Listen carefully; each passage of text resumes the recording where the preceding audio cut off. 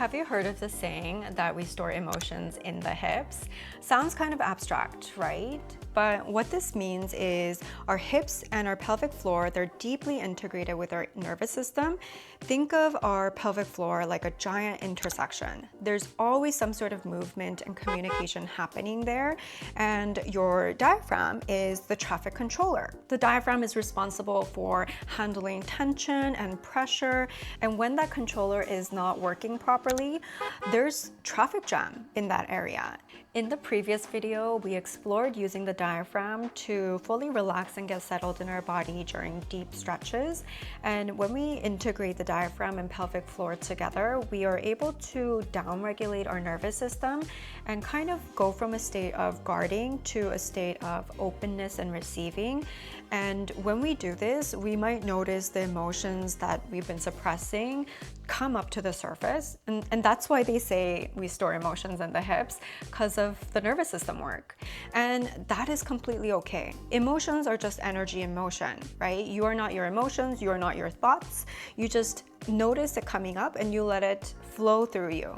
You let the motion and energy flow through your body. You don't identify with them, you just kind of observe them. In my stretching years, I've had this happen to me like a handful of times where after a long, deep stretch session, I would just break down in tears.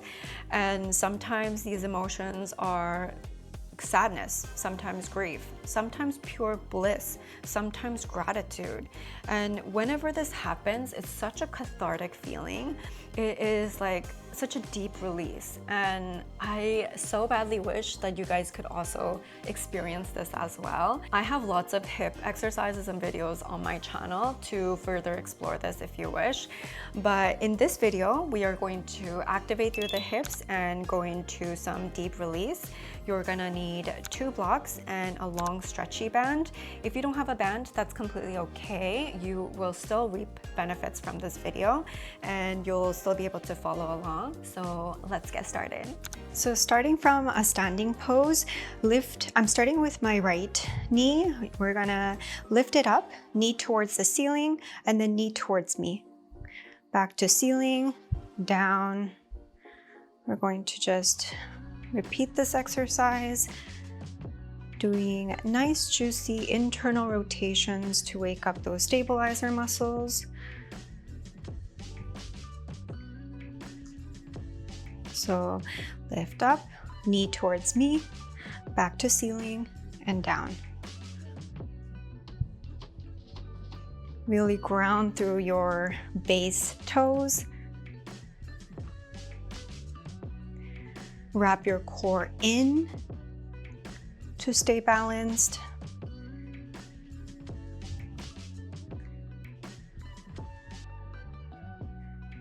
Trying to make it a very fluid movement. Now keeping it up, rotating it internally, and then we'll just pulse up. So my leg is kind of like in a 90-degree folded angle. I'm just going to squeeze my obliques, my hip flexors, my side glutes to wake up this whole area, as well as my core. And grounding through my toes, my heels, the ball of my foot on the bottom base foot to really get rooted and grounded here. You don't have to rush through, just get connected with your body, stay curious.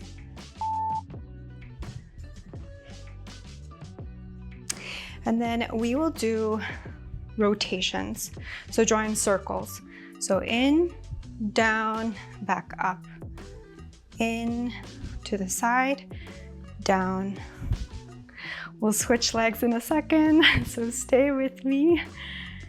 So up, side, down. Try to draw really fluid circles without losing your balance. And then switching directions. Now I'm drawing external circles.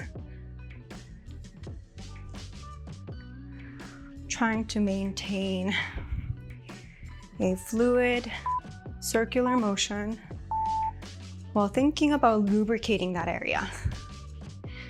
So switching legs, ground through the foot as we lift the knee to the ceiling, and then switching the knee towards me. Back to ceiling, back down, ceiling, knee, ceiling, down.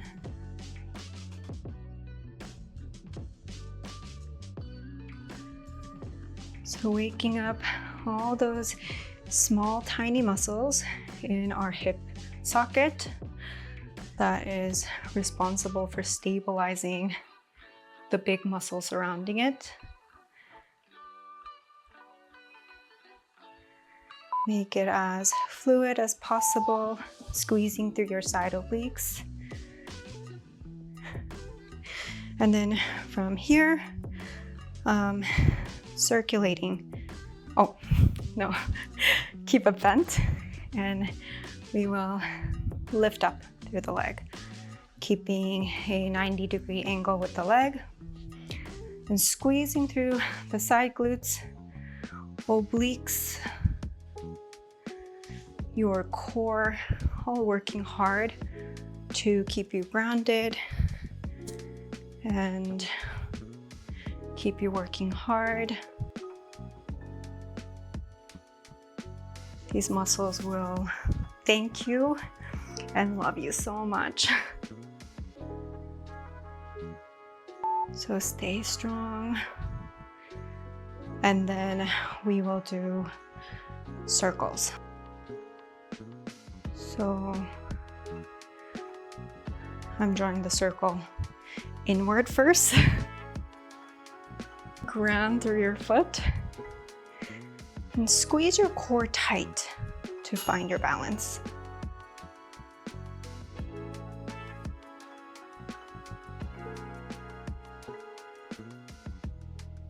Switching directions. If you were going outward, go inward. If you were going inward, go outward. We're gonna move down onto the mat, so hang on. Amazing work. I hope your hips feel nice and yummy. So come down in a tabletop position. Squeeze a block between your ankle and under your glute. Now lift up, squeeze it in, and lift up to the side. Lift up, drawing a nice L shape with your motion. Up to the side. Really waking up all of your juicy muscles around your glutes.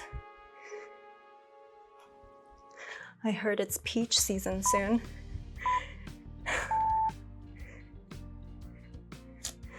And then putting the block down, make a figure 4 shape, bringing the back leg to the front, crossing your ankle in front of the other knee, and just gently drawing circles. Do some intuitive movement. I like to kind of lean towards one side and then the other. See how this feels. You can even lift the knee off. See how that feels on your hip. Most of this, I want it to be an intuitive movement for you, where you are deeply connecting with your body. You are your best teacher. Your body will sometimes let you know what it needs from you. And then coming out of that, we'll switch directions, switch sides. So up, and then side, up, and then side, balancing out your peach.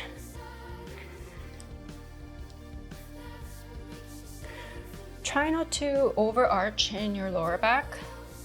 Like, think about a gentle tucking motion in your pelvis. I know it's kind of hard to see and do, but you want to focus the movement coming from your glutes.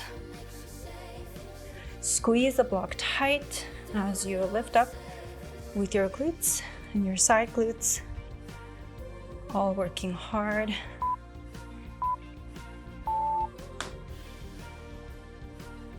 And then removing the block, making a figure 4 shape, and gently drawing small circles or leaning over to one side and then the other.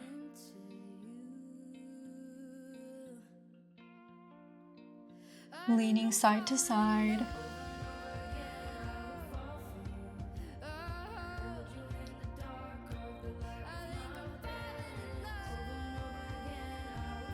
Linger in areas that feel extra sticky. Drawing a small U shape.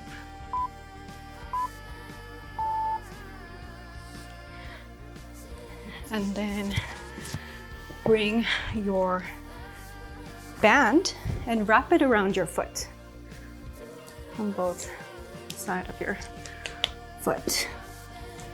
And then come down into your band on the inside of your legs and come into a squat and bounce up and down. Stay low. Try to keep pushing both of your knees outward as you test your range, your edge.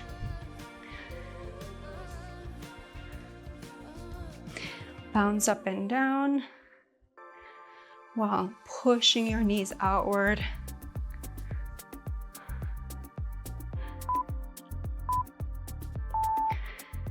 And then now lift up, point through your toes, lifting up your heels, one at a time.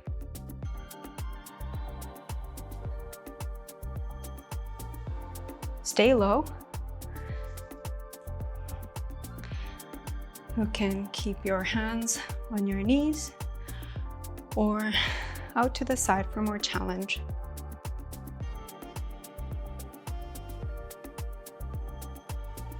Switching directions, lifting up one foot at a time.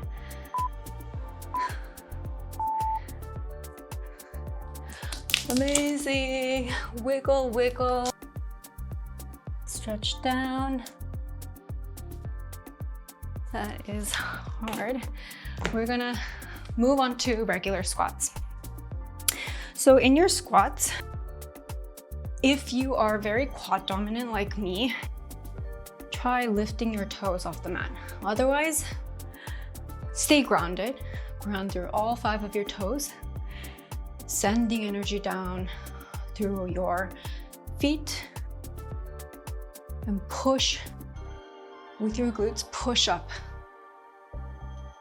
Stay low. Try not to override your ankles with your knees. And as you're coming up, you're squeezing your glutes. Squeezing. And shake side to side. Now grabbing 2 blocks, come into a kind of like a 90-90 shape with your legs, and we're going to lift up through this leg. So you can kind of lean. The more you lean, the easier it'll be. The more upright, the harder it'll be. We'll just lift up. And gently setting it down, lift.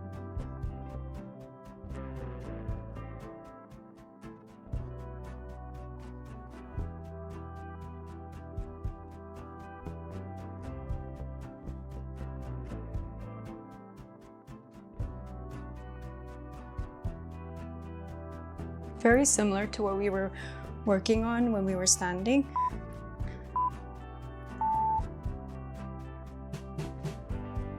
And now moving the block to the side, just rotate your hips. Open. Introducing gentle mobility in your hips.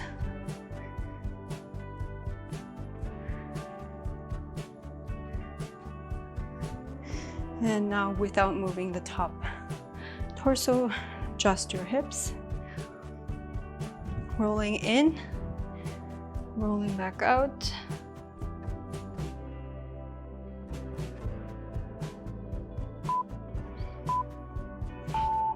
Now switching directions, starting in a 90-90 shape with your legs, leaning over more to make it easier, more upright to make it harder.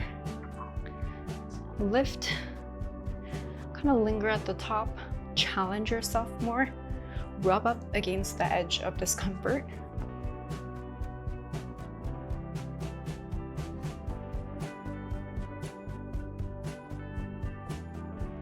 You are doing so amazing. Stay with me. You got this.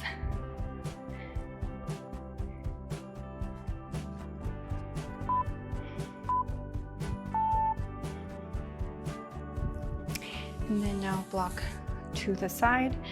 First, tucking your foot in, rotating with your torso from the side to kind of more in a pigeon pose, and then side, rotating through the hip.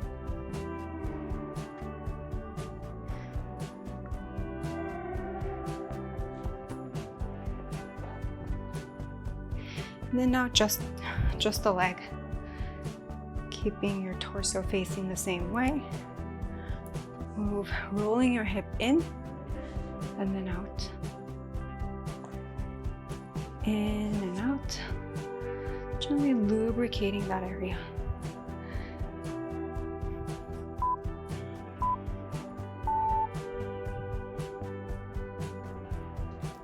Now come into a lizard pose.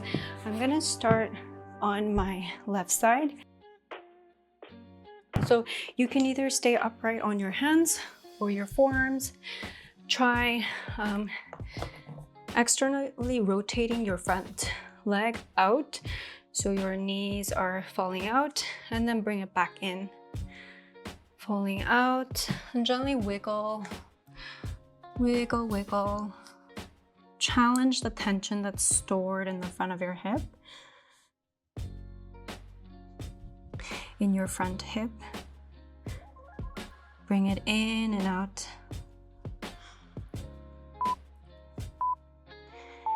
And then from your lizard pose, try moving out away from your front leg, opening, encouraging further opening of your hip. This can be an intense stretch, so notice how it feels for you. Don't force anything. Gently knock at your point of tension. See if it allows you to go in just an inch further, millimeter further.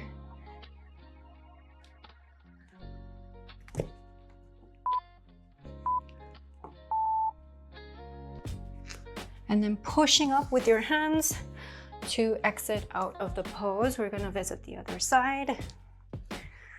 First, coming into a lizard pose and bringing the knee in and out. So my foot, I'm kind of on the outer edge of my foot, and I'm kind of rolling it out and then bringing it back in, kind of seeing how the hip feels. If there's an extra dense, sticky area, linger there, get kind of curious, introduce some gentle movement.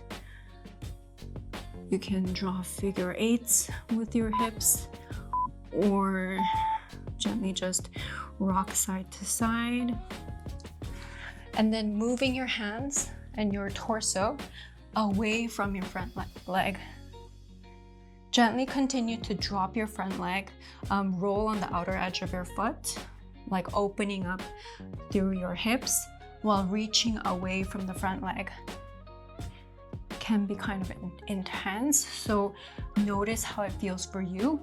You don't have to copy what I'm doing, but just use what I'm doing as guidance for your body. Get connected to your body. Notice what it's asking from you. Breathe into it. Use your diaphragm. And then pushing up with your hands to gently come out of that pose. Now grabbing the band once again, you are going to place it on both feet and open up into a straddle, and then your widest straddle, and we will stretch side to side. Reaching. Start from the left and then move on to the right.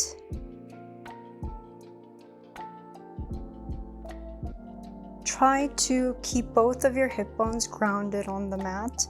One would try to lift up. Try to think about lengthening through your side obliques to keep it grounded, and reach far as you try to open up your chest. And we'll visit the first side again, remembering to ground through both of your hip bones as you reach far. Reach as you ground through your forearm or your hand, and opening up your chest. And then going to the other side, reaching.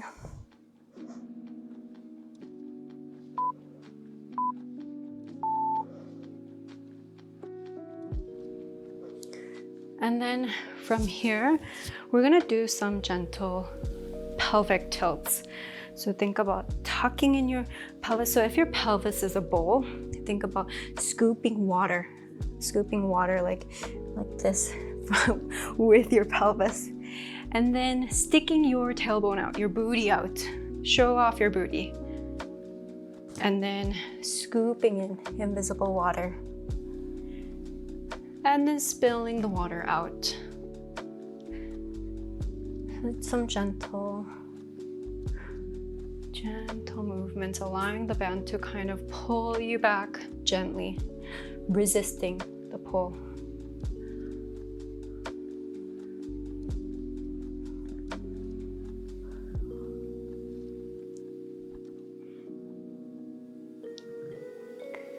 And when your booty is popped, showing off your peach, you are going to walk your hands down into a pancake.